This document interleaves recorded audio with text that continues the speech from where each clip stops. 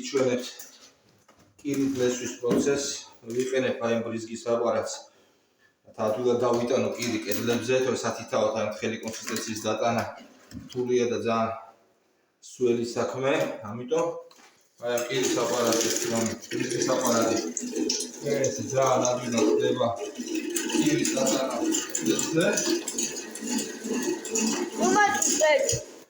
და შემდეგ როცა დავიტანთ რაღაცა ერთ კვადრატს არა აქვს მნიშვნელობა, სანამ კირი ბოლომდე გაშრება, ხდება ხელით ამის გადანაწილება. რატო? იმიტომ რომ კირი არ დასკდეს.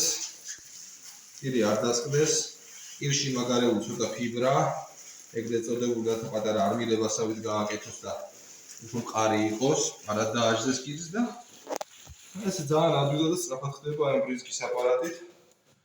აკეთებს დალეს რაშვა გადაახლოებით, ახლა ეს მონაკვეთი რამდენი კვადრატი იქნება? 3-4 კვადრატი დაახლოებით. აჰა, 10 წუთში დავშვა. მოკლედ შეკითხვები იყო კირით გალესვასთან დაკავშირებით და მარტივ მეთოდს მივაგენი და საერთოდ ავწვალო. ხა მაგა კიდე ერთხელ ნახეთ, ჩავასხი 1 2 მამი გაიწე უკან ცოტათი. და მივუყო. Kaya. აი. It's good.